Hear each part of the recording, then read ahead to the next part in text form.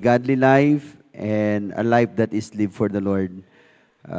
Ngayon po umaga na ito, we will give our time kay Pastor Jonathan Bermudez, the pastor of Iram Baptist Church, to preach to us the Word of God this morning.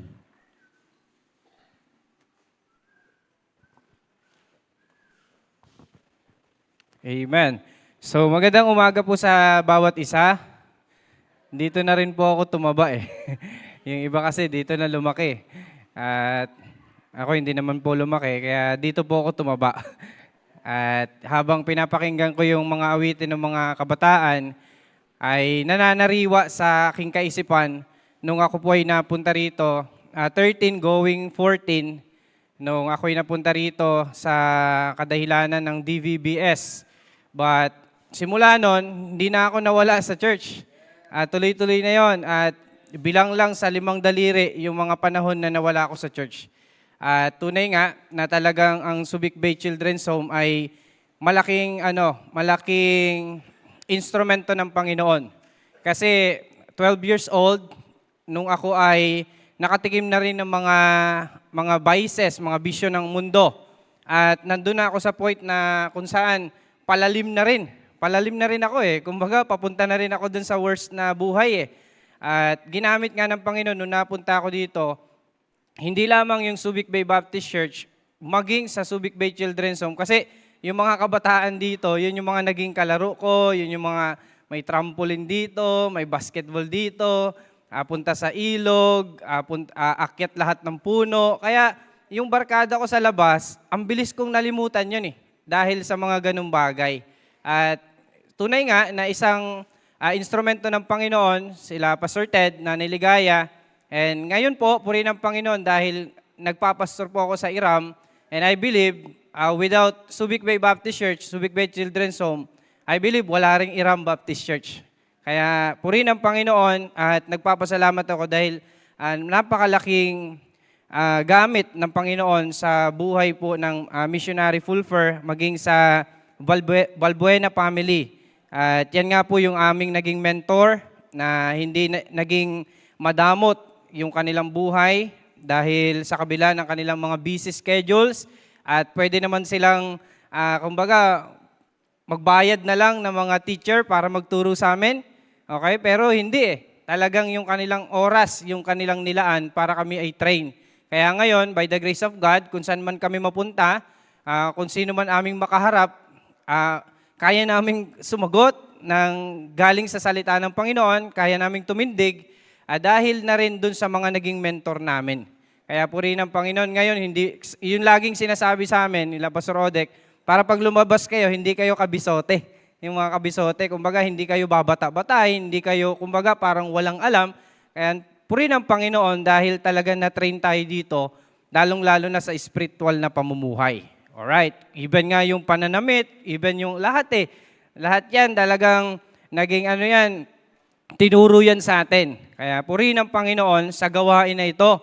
And I believe maraming napagpala dahil sa gawain na ito. At marami pang magte-testify. Yan nga, nakita ko yung We Support Subic Bay Children's Home. Yan ay makakapag-testify yung mga nakaranas talaga.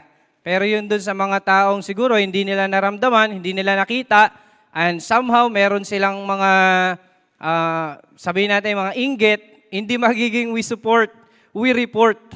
Tama? We report Subic Bay Children's Home. Di ba? So, ganun lang yun eh. Kung hindi mo naranasan ang kabutihan ng Diyos sa pamagitan ng Subic Bay Children's Home, yun yung sasabihin mo, we report Subic Bay Children's Home. Pero tayo, by God's grace, dahil kung ano tayo ngayon, ako, by the grace of God, dito na rin ako nakakilala sa Panginoon, dito na rin ako nabaptize, dito na ako graduate, dito na rin ako nakapag-asawa. By the way, yung asawa ko po ngayon, mula grade 1, kaklase ko yun eh. Pero hindi ako yun pinapansin. Oo, hindi ko rin siya pinapansin. So, yun. No? So, hanggang sa naging 3rd year kami, high school, hindi ako pinapansin noon kasi tayo noon, malarobin tayo eh. Kasi nga parang bad boy eh. Sila yung mga honor roll yan, may mga top yan eh. At nung napunta kami sa church, siya rin napunta sa church. Isipin mo, dito pa kami magkakakilala sa church. Oh, kita mo, kaya hindi mo pwedeng talikuran, hindi mo talaga maitatanggi na naging pagpapala ang lugar na ito. Yan. Kaya ngayon, nakuha niya ako, di ba? Kumbaga, hindi na tayo nakatanggi. Umuo na, di ba? So yan, ngayon, nakakapag-asawa ko at meron akong isang anak. Yan. Naka-live tayo pala. Yari. So yan. isang anak at isang asawa. Ayan. Malinaw po yan. So yon.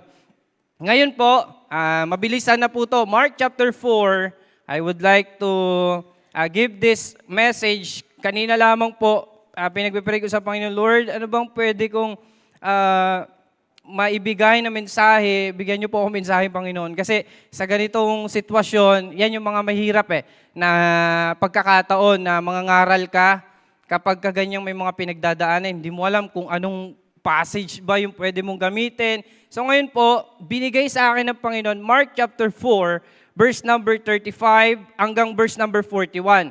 So babasahin ko lamang po, and then we will pray and we will study this passage of Scripture. Sabi ng Bible, and the same day, when the even was come, he said unto them, let us pass over unto the other side. And when they had sent away the multitude, they took him even as he was in the ship. And there were also with him other little ship. And there arose a great storm of wind, and the waves beat into the ship, so that it was now full. And he was in the hinder part of the ship, asleep on a pillow. And they awake him, and say unto him, Master, carest thou not that we perish? And he arose and rebuked the wind, and said unto the sea, Peace be still. And the wind ceased, and there was a great calm. Verse number 40, sabi ng Bible, and he said unto them, Why are ye so fearful? How is it that ye have no faith? And they feared exceedingly, and said one to another, What manner of man is this, that even the wind and the sea obey him? Tayo manalangin. Dakilan Diyos, aming Ama, minsan pa po kami ay nagpapasalamat, nagpupuri sa iyo, Panginoon, sa mga nangyayari po sa aming buhay, Panginoon. Alam ko po, meron po kayong divine plan, Panginoon, sa bawat isa po sa amin, Panginoon. Salamat, Lord, dahil tinipon niyo po kami, Panginoon. Martes po ngayon, wala po dapat ganito. Ngunit salamat dahil ang bawat mga kapatiran ay nagtipon upang manalangin, Panginoon, at makapakinig ng mga hamon galing, Panginoon, sa iyong salita. Salamat po, Panginoon, sa lahat ng mga naging leader ng church na ito at Subic Bay Children's Home, Panginoon, na ginamit mo, Panginoon, para sa buhay ng bawat isa po sa amin, Panginoon. Salamat po sa iyo pong mga salita. Ngayon pong umaga, iniling po namin na patnubayan niyo po kami at muling turuan, Panginoon, at encourage us, Panginoon, from your word. Thank you so much for your goodness, for your grace. We love you, Lord, because you first love us. In Jesus' most precious name, amen. Okay, so ang ating pag-aaralan, storm, Savior that calmed the storm. The Savior that calmed the storm. Alam natin, makikita natin, we can see in this passage how the Lord let those disciples experience trouble, experience storm. Okay, nakaranas sila ng storm. Alam niyo po ba, unang-unang bagay na makikita natin dito sa Mark chapter 4, unang-unang bagay na makita natin, the false quotation of Satan. Paano yon? Kasi ang sabi ng mundo, ang sabi ni Satanas, kapag naglingkod ka sa Panginoon, wala nang problema. False po yun. Hindi po totoo yun. Tandaan natin, kahit ikaw ay naglilingkod sa Panginoon, kahit ikaw ay tumatayo sa tama, darating pa rin ang pagkakataon na makakaranas ka ng storm. Kasi ang storm, walang exempted sa storm. Lahat tayo makakaranas ng storm. And even, eto ngayon, ang bawat isa, and even yung mga leaders ng church, nakakaranas ng storm. At hindi na bago sa atin yan. Sabi nga ng Bible, marvel not if the world hate you. Huwag ka na magtaka, sapagkat ang Diyos natin ay hindi nila Diyos. Kaya huwag ka magtataka. Makita natin dyan, the false quotation of Satan. Huwag nating ilalagay sa isipan natin na kapag tayo naglingkod sa Panginoon, wala nang problema. Okay? So false, when you accept Christ, there will be no more storm. Ang mga nagtuturo niyan, yung mga mga tawag dito, yung mga, ano tawag doon sa mga yon? Mga nagtuturo ng prosperity gospel. Kaya maraming mga Kristiyano na ina-expect nila kapag naglingkod sila sa Panginoon, hayahayang buhay. Kaya kapag nakaranas sila ng storm, aalis na sila, aayaw na sila. Kasi ang expectation nila, na kapag ka naglingkod ka sa Panginoon, wala ng storm. So, false quotation of Satan. We are not excused, we are not exempted doon sa storm. Pangalawa, eto na, doon sa disciples. Sabing ganun dyan, sa verse number 38, and he was in the hinder part of the ship, asleep on a pillow, and they awake him and say unto him, Master, tingnan niyo po carest thou not that we perish? Hindi ka ba nag-aalala sa amin na kaming mapapahamak na? Okay? Pangalawang bagay, the foolish question of the saints. Isang kamangmangan sa isang Kristiyano na tatanungin mo yung Panginoon ng ganyan. Tama? And even ngayon, baka ikaw tinatanong mo yung Panginoon, Lord, bakit kailangan mangyari sa amin to? Isang kamangmangan yun. Bakit? Sa lahat ng kabutihan ng Diyos, sa mga miracles ng Panginoon, tatanungin siya ng mga disciples na ganito. For 37 years, maraming ginawa ang Panginoon sa lugar na to. Tapos tatanungin mo siya? Amen? Ang dami ng kabutihan, ang dami ng kapangyarihan na ipinorform ng Panginoon sa lugar na ito. Kaya wala tayong rights, wala tayong karapatan para tanungin ng Diyos. Amen? So the foolish question of the saints. Tandaan po natin, ang Diyos ay nag-aalala sa atin. Sabing ganon, casting all your cares upon Him, for He carried for you. Amen? Sabi nga ganon ng kanta, no one ever cared for me like Jesus. Ayan, damayan ng mga bata Damayan ng mga kabataan na nakaranas niyan. Walang nag-care sa atin sa labas, pero by the grace of God, ang Panginoong Jesucristo ay nag-care sa atin. At sabi ng Bible, come unto me all ye that labor and are heavy laden, and I will give you rest. Amen? So the foolish question of the saints, He came to seek and to save. Sabi ng Bible. And then dito, pangatlo, makita natin dyan, sa verse number 38 pa rin. And he was in the hinder part of the ship. Anong ginagawa po ng Panginoon? Asleep on the pillow, and they awake him. Isipin mo ang mga disciples nakakaranas na ng matinding bagyo. 'Di ba? Nakakaranas na sila ng kumbaga matinding unos, pero yung Panginoong Jesucristo natutulog sa ilalim ng bangka. Okay? Ano yung makikita natin diyan? The fascinating or fantastic quietness of the Savior. Wow! Tahimik yung Panginoon. And baka ngayon, nararamdaman mo yan, Lord, magpakita ka sa amin. Lord, ipadama mo sa amin, hindi namin maramdaman ang iyong kamay. Tandaan natin, pag ang Panginoon ay tahimik, maghanda ka dahil may gagawin siya. Amen? May gagawin yung Panginoon Baka ngayon, iniisip mo, bakit hindi namin maramdaman? Kagaya ni Job, sabi niya, saan man ako tumingin, sa kaliwa, sa kanan, sa harapan, sa likuran, hindi ko makita ang Panginoon. But one thing na alam ni Job, that my Redeemer live. Buhay ang Diyos. Amen? Kaya kung tahimik man siya ngayon sa buhay mo, tandaan mo, maghanda ka. Kasi may blessing ang Panginoon na inahanda.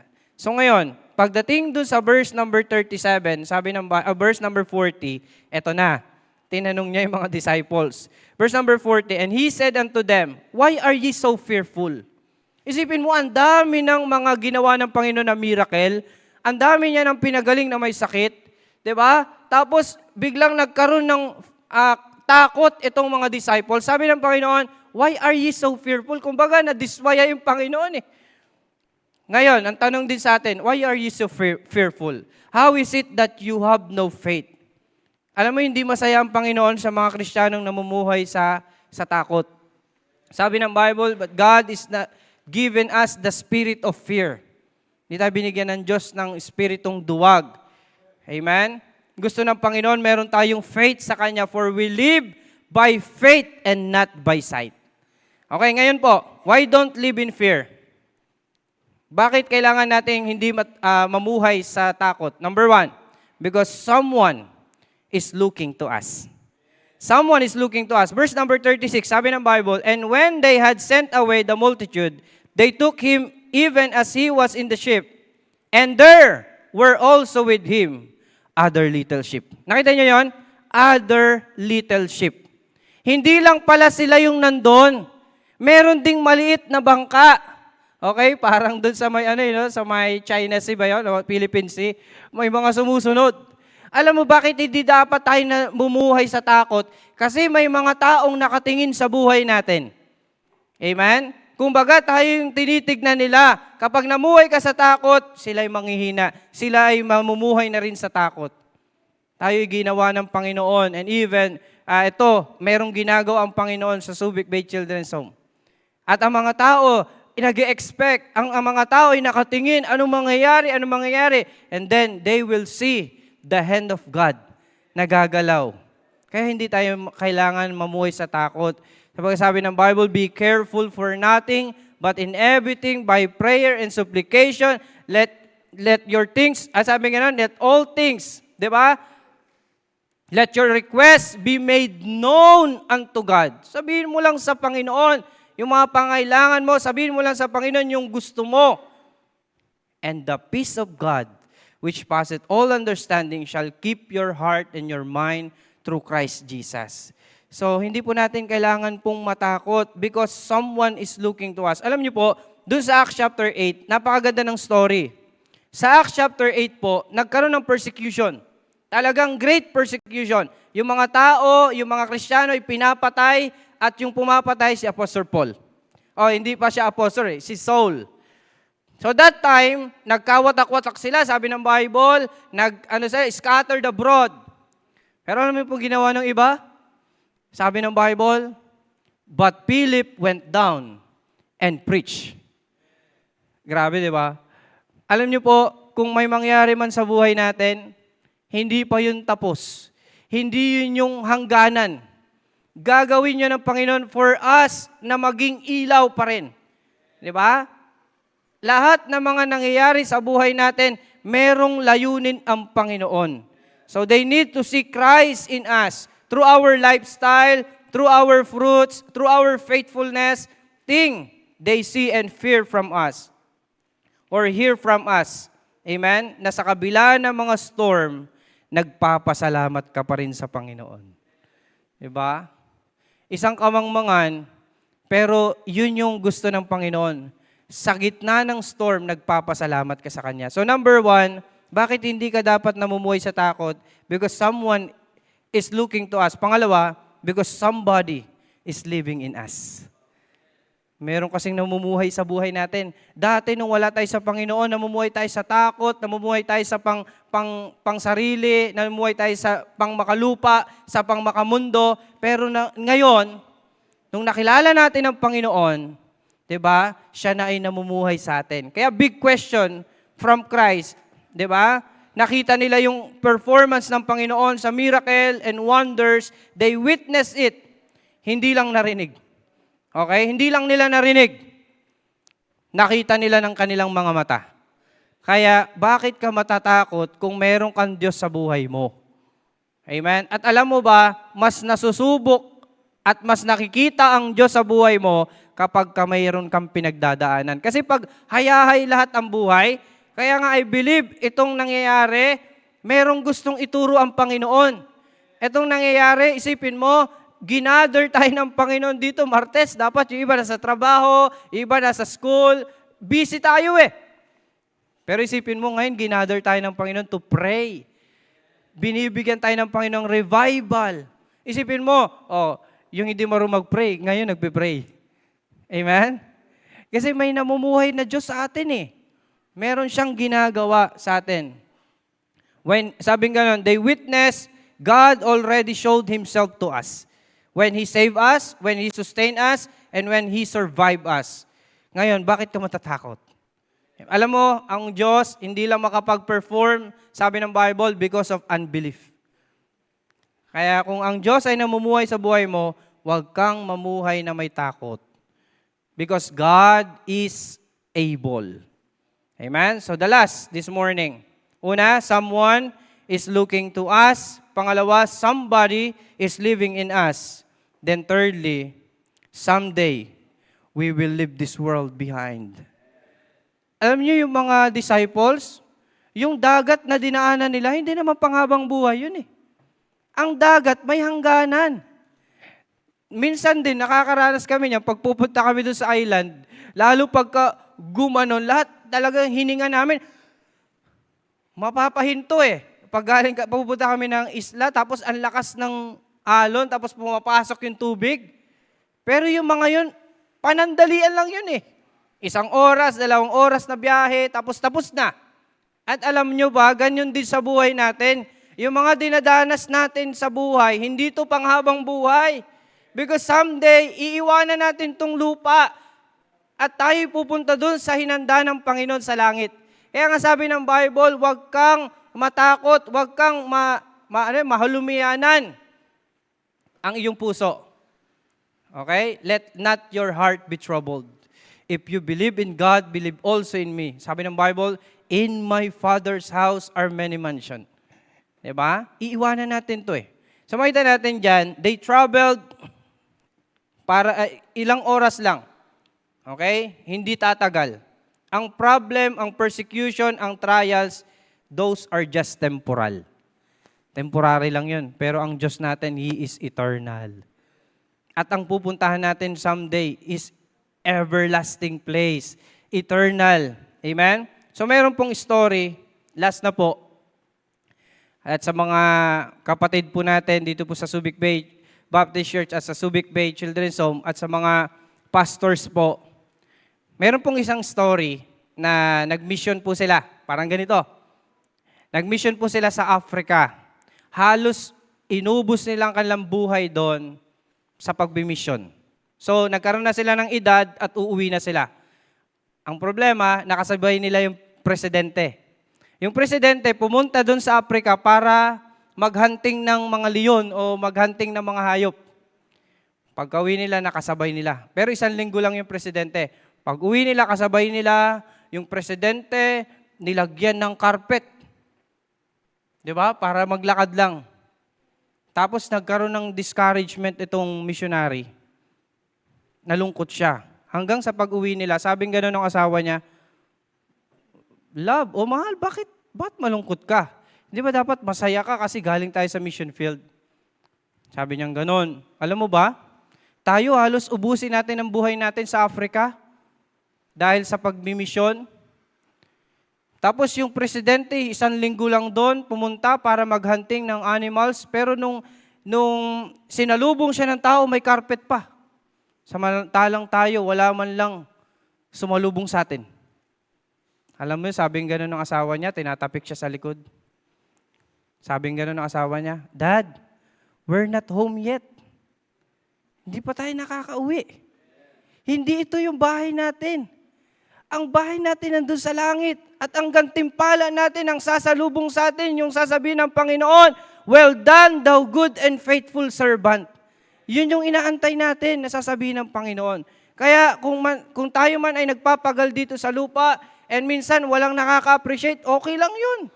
Dahil nandun sa langit yung inaantay natin na commendation na galing sa Panginoon. So I hope and pray this morning na nakita po natin bakit hindi tayo dapat na namumuhay sa takot. Unang-una, may mga nakatingin sa buhay mo.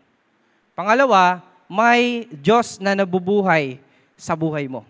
And then thirdly, ang mundo na ito ay iiwanan din natin. Kaya yung mga nangyayari sa atin, temporary lang to eh. Sabi nga ng awit, di ba? Sometimes kinakanta natin, pero hindi natin talaga ninanamnam. Sabi ng awit, this world is not my home. I'm just a passing through. My treasure are laid up somewhere beyond the blue. Tayo po'y manalangin. Dakilang Diyos, aming Ama, kami po ay nagpupuri at nagpapasalamat sa iyong biyaya, Panginoon, sa aming buhay. Salamat po sa iyong mga salita. I pray, Panginoon, na ang bawat isa, Panginoon, ay nabibigyan po ng comfort, nabibigyan po, Panginoon, ng encouragement, na ang mundo, Panginoon, ay pasama ng pasama, at someday, Panginoon, iiwanan po namin ito. Salamat po, Panginoon, sa iyong mga salita. Iniling ko po na ang iyong pong gabay, ang iyong pong makapangyarihang kamay, ang siyang gumawad sa lugar po na ito. Salamat po, Ama. Ito ang aming dalangin sa pangalan ng Panginoong Yesus. Amen. Amen. Thank you po. Amen. Praise the Lord for the Word of God. Amen. Tunay po, may mga storm sa buhay. Pero salamat po, hindi tayo dapat matakot because we have the great God in our inside of us. Amen. Tayo lahat as we're going to sing the song. Let's sing the song, A Shelter in the Time of Storm. And we still have two preachers after nito po. Maaari siguro, ready naman na yung lunch? Ready na? So after siguro ng Pastor Dominic, si Pastor JP na yung final speaker natin. Mamaya po after lunch. We still have one service after lunch, and after that we will have fellowship. Amen. Tunay po, napaka sarap. Parang daig pa yung Sunday, no? From 7 to 1. Amen. Parang dalawang Sunday na tayo, tatlong Sunday na tayo, no? Pero salamat po dahilan we need that. We need the Word of God. Let's sing this song, The Lord's our rock, in Him we hide, a shelter in the time of storm.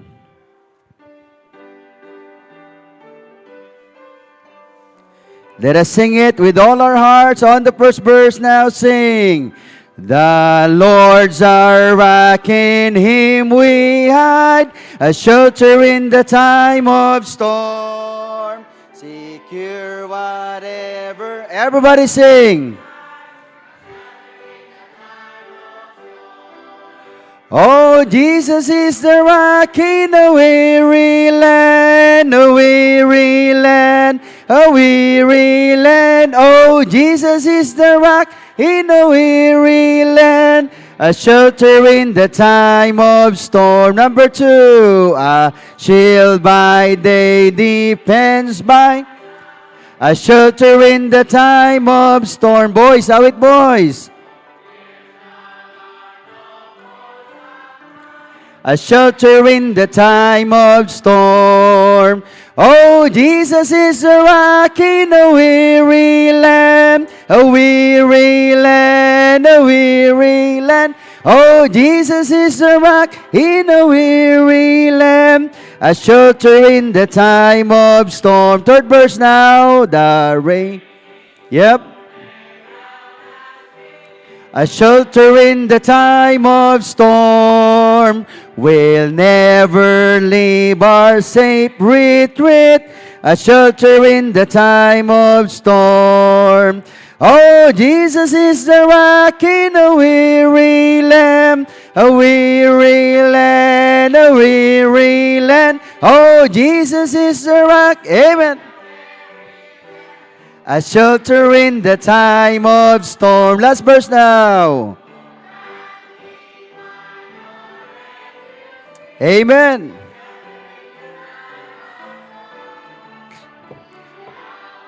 Helper ever near, a shelter in the time of storm.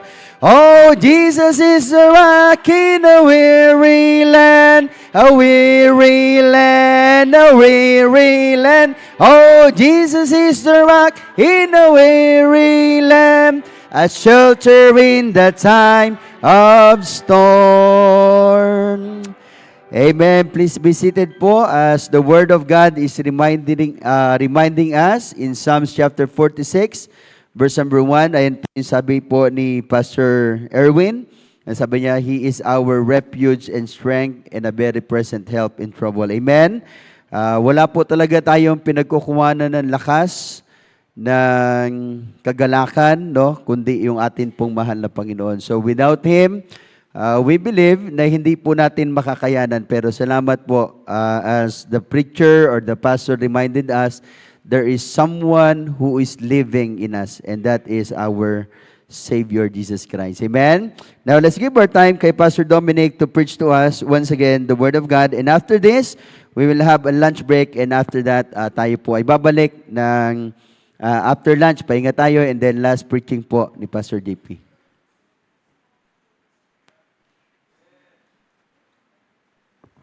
Hello. Good morning po. Mali ata yung nilagay ng pangalawa sa huli kasi magla-lunch. Sige po, try ko yung best ko na i-preach po yung salita ng Panginoon ng sandali lang. Amen? Salamat po sa mga mensahe, sa mga testimony, sa mga awitin po na atin po narinig ngayon pong umaga. And I hope and I pray na yan po ay naging pampakalma po natin. At yan po ay naging isang encouragement sa, especially sa mga bata na ito, at sa ating pong mga family po na tinuturing ang children's home.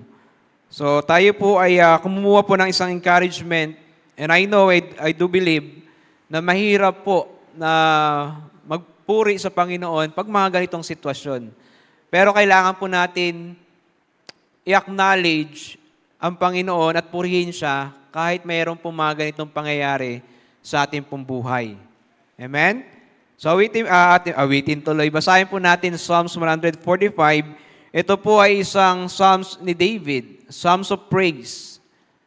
Alam niyo po, isang gusto ng Panginoon na ang kanya pong mga anak o ang kanya pong mga mahal ay lagi po magbigay papuri sa kanya. Psalms 145, at tayo po yung magkakaroon lamang po ng mga ilang mga puntos at tayo po yung matatapos na, I hope and I pray matapos po ito ng before 12. It's 11:49, 11:50. Matapos po ito ng 10 minuto. Psalms 145, di na natin po babasahin yung lahat ng mga verses na yan, but we'll read verse number 1 hanggang verse number 8. Sabi po ng salita ng Panginoon, I will extol thee, my God, O King, and I will bless thy name forever and ever. Every day will I bless thee, and I will praise thy name forever and ever. Great is the Lord, and greatly to be praised, and his greatness is unsearchable. Verse number 4, one generation shall praise thy work to another, and shall declare thy mighty acts. I will speak of the glorious honor of the majesty, and of thy wondrous works, and men shall speak of the might of thy terrible acts, and I will declare thy greatness. They shall abundantly utter the memory of thy great goodness, and shall sing of thy righteousness. Verse number 8, the Lord is gracious and full of compassion, is slow to anger, and great mercy. Tayo po yung manalangin. Dakila naming Diyos, we acknowledge, Panginoon, yung inyo pong kapangyarihan.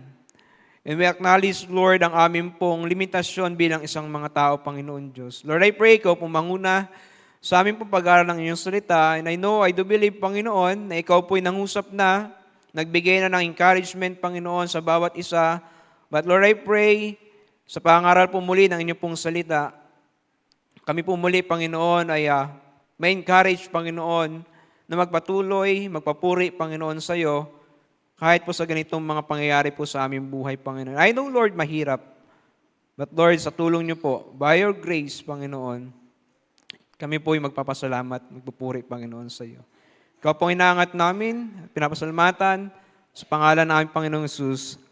Amen and amen. So, tapusin po natin ito sa yung ating pong pag-aaral ngayon pong umaga sa pagpapasalamat sa Panginoon. Ang dami pong mga mensahe kanina, pero gusto po natin gawin sa lahat po ng mga mensahe na yon ay pasalamatan pa rin po natin yung Panginoon. Amen? Sa lahat po ng mga nangyayari sa atin, ay makita po natin na dapat po tayo magpasalamat sa Panginoon. Sabi nga, napakadaling magpuri, napakadaling magpasalamat sa Panginoon pag lahat ng mga nangyayari ay okay. Lahat ng mga nangyayari ay maganda. Pero this time, tayo po'y magpapasalamat sa Panginoon because I know and we know na meron po siyang purpose. Na meron po siyang dahilan bakit nangyayari yung mga bagay po na ito.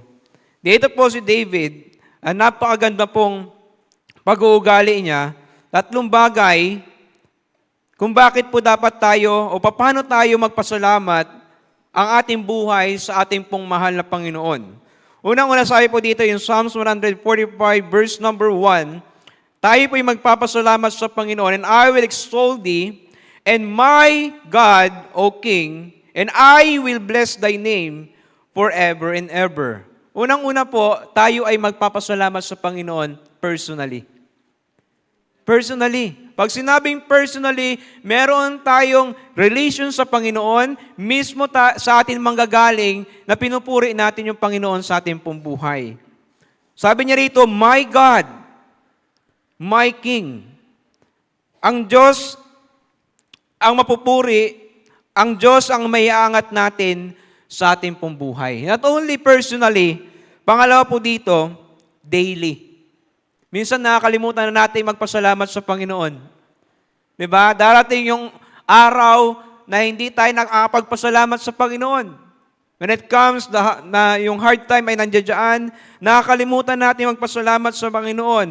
But here, pinapaalala po sa atin na hindi lamang tayo magpapasalamat sa Panginoon personally, but also daily, every day ng ating pong buhay. Paggising sa umaga, pagtulog, paggising na naman sa kinaumagahan, lagi tayo magpapasalamat sa Panginoon. Not only that, personally and daily, but also continually. Hindi po tayo titigil na magpasalamat sa Panginoon dahil may mga hinding magandang nangyayari. Katulad po sa mga nasabi kanina, lahat po yan ay mangyayari. Lahat ng mga problema ay hindi mapipigilan. Pero dapat po tayo ay nagpapatuloy magpasalamat sa Panginoon. Sabi po dito, great is the Lord and greatly to be praised. Dapat po natin siyang papurihan po sa ating pong buhay. Dalawang bagay lamang po ngayong umaga. Bakit kailangan natin magpapuri at i-admire yung Panginoon sa ating pong buhay? Pag sinabing admire, talagang sa Kanya tayo nakatingin, talagang parang siya yung ating talagang pinupuri sa ating pong buhay. Unang-una po, bakit natin kailangan papurihan ng Panginoon? Firstly, because God is great. God is great. Sa mga nangyayari na ito, maliit lamang po yan sa harapan ng Panginoon. Amen? Lagi po nating tatandaan, ginawa ng Panginoon ang lahat sa mundo na ito. Ginawa ng Panginoon yung tinutungtungan natin na ito. Ginawa ng Panginoon yung mga magagandang tanawin na pinupuntahan natin. Kaya po yung problema, maliit lang yan sa Panginoon. Because God is great. Ito po ay nagbibigay ng dahilan sa atin upang tayo ay purihin ang Panginoon. Maalala po natin, ang Panginoong Diyos po ay makapangyarihan sa lahat. Makapangyarihan siya sa lahat. Ang Panginoong Diyos po, alam niya ang lahat. Ang Panginoong Diyos po ay nasa lahat ng dako sa mundo. Ibig sabihin, nagpapatunay na ang Panginoon ay great. He is great. Mga kaibigan, mga bata, wala tayong ibang pupuntahan. Wala tayong ibang pupurihin sa oras ng mga ganitong pangyayari kung hindi yung Panginoong Diyos. Meron po siyang sapat na kapangyarihan, sapat na biyaya na nakalaan para po sa atin. Buksan po natin yung ating po mga Bible in Job chapter 5, verse number 6 hanggang verse number 9. Alam niyo po, kilala natin, ito pong Bible character po na ito na si Job. Alam natin kung ano yung pinagdaanan niya. Alam natin kung anong hirap na dinanas niya. Tutusin, sobrang hirap na dinanas si Job. Pero sabi po dito in chapter 5, verse number 6, all the affliction cometh not forth of the dust, neither the trouble spring out of the ground. Yet man is born unto trouble. Normal na po pala na merong trouble. As the sparks fly upward, I would seek unto God, and unto God I would, and God would I commit my cause. Kasi ito pong si Job na napakahirap ng sitwasyon niya, sa Diyos pa rin po siya lumapit. In verse number 9, which doeth great things. Ang Panginoon po, gumagawa ng mga great things. Di natin ma-experience yung great things na yan kung hindi po tayo magtitiwala sa Panginoon. And unsearchable, marvelous things without numbers. Napakaganda po ng mga talata na yan na nagbibigay sa atin ng encouragement. Ngayon pong sa mga panahon na ito na meron pong nangyayari na hindi maganda. Job chapter 9 verse 4. Sabi po ng Bible, He is wise in heart and mighty in strength, who hath hardened himself against him and hath prospered. Ito po si Job ay sumagot sa kanya pong kaibigan. Nag-a-accuse sa kanya. Verse number 5, which removeth the mountains and they know not, which overturneth them in his anger, which shaketh the earth out of the place and pillars thereof tremble, which commandeth the sun, and it riseth not, and sealeth up the stars, which alone spreadeth out the heavens, and treadeth upon the waves of the sea, which maketh Arcturus, Orion, and Pleiades, and chambers of the south, which doeth great things past finding out, yea, and wonders without number. So ito pong mga talata na ito, nagpapakita ng kapangyarihan ng Panginoon. Bakit natin siya kailangan papurihan? Because He is great. Makapangyarihan ng Panginoon. At makikita po natin dito sa Job chapter 9, verse 12 hanggang verse 13. For sake of time, di na po natin babasahin yan. Makikita po natin dyan yung human limitation.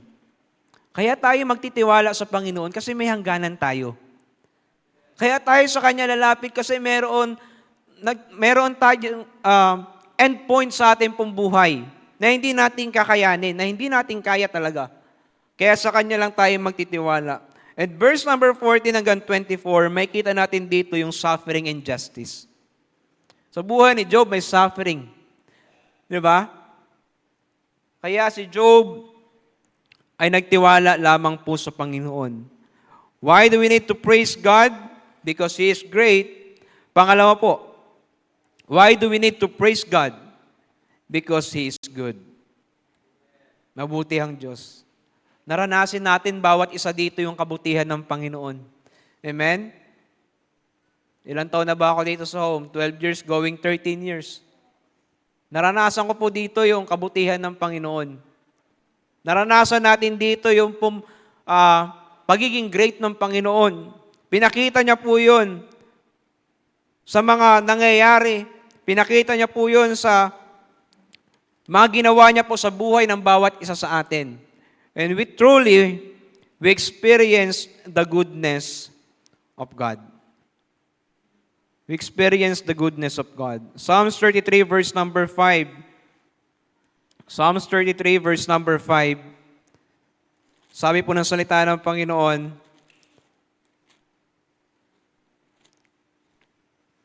He loveth righteousness and judgment. The earth is full of the goodness of the Lord. Alam niyo, pag nalulungkot tayo, galat natin yung mata natin. Maghanap tayo kung saan tayo sasaya. What I'm trying to say is, tingnan natin yung mga ginagawa ng Panginoon. Tingnan natin yung mga ginagawa ng Panginoon. Huwag natin kulong yung ating sarili sa isang box. Let's look. Ang ganda nito. Ginawa ng Panginoon. Yung buhay na ganito, grabe na ang galing ng Panginoon. Ano po? Last verse po natin po ngayon pong tanghali na ito. In Mark chapter 10, verse number 18. Mark chapter 10, saktong 12 po yan. 12 na po pala. Isang encouragement po galing po sa salita ng Panginoon at lahat po ng mga tumayo po dito ay nagbigay po ng encouragement po sa bawat isa po sa atin. Mark chapter 10, verse number 18. Sabi po ng salita ng Diyos, And Jesus said unto him, Why callest thou me good? There is none good but one, that is God. Ito po ay magbibigay sa atin ng kadahilanan para papurihan ang Panginoon sa ating pong buhay. I know, mga bata, malungkot, di ba? Tsaka gutom na. Natapos na po tayo. Pero tingin tayo sa Diyos. Sa Kanya lang tayo tumingin. Kasi perfect siya. Ang Panginoon ay great. Ang Panginoon ay mabuti sa buhay ninyo, sa buhay natin. Tayo po'y manalangin. Dakilang Diyos, salamat po, Panginoon, sa inyo pong kapangyarihan, kabutihan. At Lord, you are the truly a great God, Panginoon. You make impossible things possible, Panginoon. Lord God, I pray na lagi po kami magtiwala, Panginoon, sa iyo.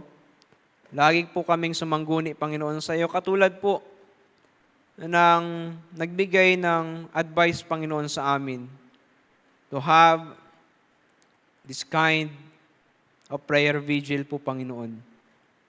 Lord, ang panalangin po, Panginoon Diyos, ay nagko-connect sa amin sa iyo.